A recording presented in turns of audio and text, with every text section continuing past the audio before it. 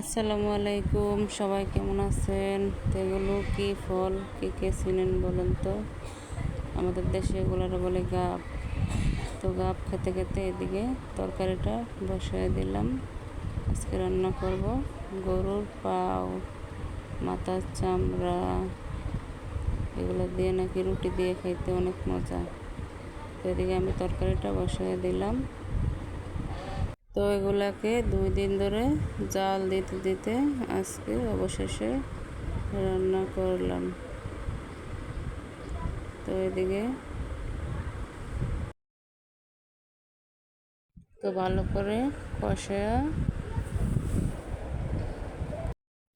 জল দিয়ে দেব।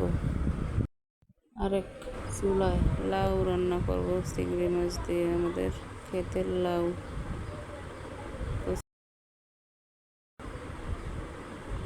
লাউ কে কে পছন্দ করেন অবশ্যই জানাবেন।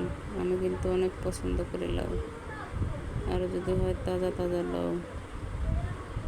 এদিকে মাংসটা হয়ে গেছে, আরেকদিকে আমার শাশুড়ি রুটি বানাইতেছে।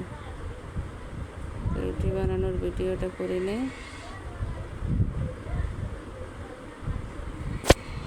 লাউ তরকারিটাও হয়ে গেছে।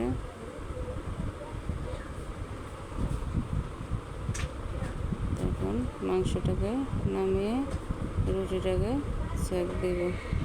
চালের রুটি দিয়ে কার কার মাংস পছন্দ অবশ্যই জানাবেন। আল্লাহ হাফেজ।